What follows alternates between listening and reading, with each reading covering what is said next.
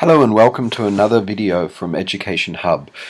Today we are going to be looking at the IELTS essay and understanding the question. And again, we will be talking about tips and techniques for understanding the question. Okay, let's get started.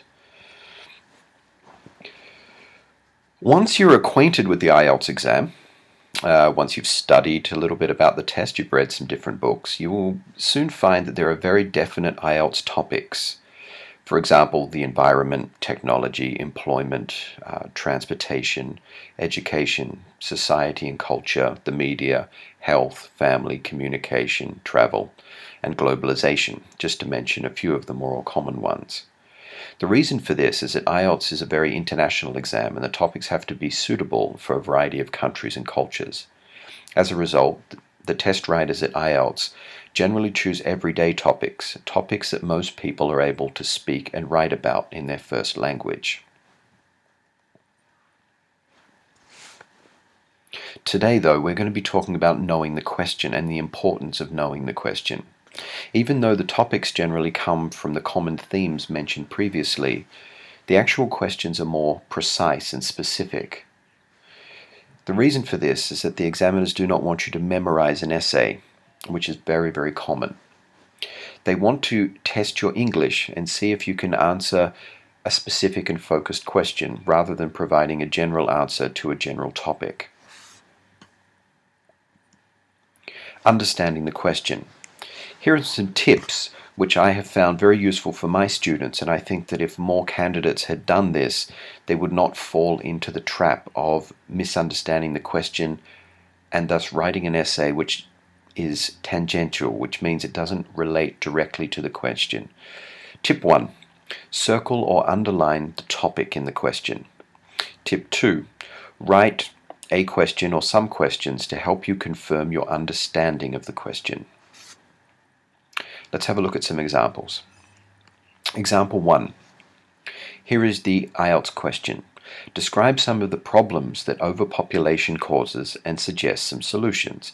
Okay, this is a very short question, very straightforward question. We've identified the topic as overpopulation, and as you can see, it is underlined. The questions that we've written down to help us understand the question or to confirm our understanding of the question are: what are the problems that overpopulation causes? What are some possible solutions? Now, by writing these two questions, we can see the organization of our essay starting to take form. We can see that the first body paragraph is going to be talking about the problems that are caused by overpopulation. The second body paragraph will offer solutions to the problems that are mentioned in the first body paragraph. So, just to sum up, to use questions, it will help us clarify what we understand the question to mean. Rather than just talking about the problems of overpopulation, it's very important that we also consider the solutions. Let's look at another example. Example 2. To what extent is recycling domestic waste beneficial? Discuss ways in which a householder can help to conserve valuable resources. Now, as we can see, the topic in the question is recycling domestic waste. It is underlined. Now, the two questions that we've used to help us understand the question are: is recycling domestic waste beneficial? Now, this is basically just lifted from the question itself, but this is part of the question that we must answer. The second question helps us understand the second part. How can a householder help to conserve valuable resources? Now, by writing these two questions down, we become acutely aware that we must answer both of these questions.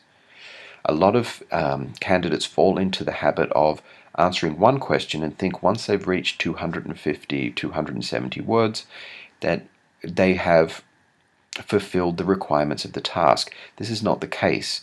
If you have not answered all parts of the question, then you were going to get a very low grade for task response. Let's look at another example. The third example. The government should spend more on public transport and discourage private car ownership to reduce air pollution in major cities. Do you agree or disagree? Again, a very common question type. As you can see here, there are two topics, and both of them are underlined. Of course, they relate to each other: public transport and private car ownership. Now, here are the questions, or here's the question that we've used to help us understand it. Should the government spend more on public transport and discourage private car ownership in an effort to reduce pollution in major cities? Okay, and just as the first question is asked, we must give our opinion. And by reformulating the question like we have, it's forcing us to give our opinion. Okay, let's look at one more example. Smoking should be allowed in public places. Smokers have rights too. How far do you agree with this statement? Okay, we've underlined the topic. Now again, some people might fall into the trap of only underlining the word smoking, but the topic itself is not just smoking. It's more specific than that. It's smoking in public places. So the questions that we formulated to help us understand this are: should smoking in public places be allowed? What rights do smokers have? Again, this question has two parts to it, and these questions will help us focus on the two parts of the question. Let's go over some final thoughts.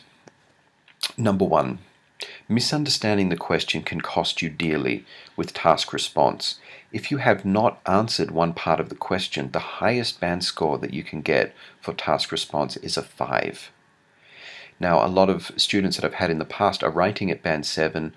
Their lexical resource, their grammatical range and accuracy, their coherence and cohesion are consistently at band 7. However, if they do not answer all parts of the question, they are going to score band 5 for task response.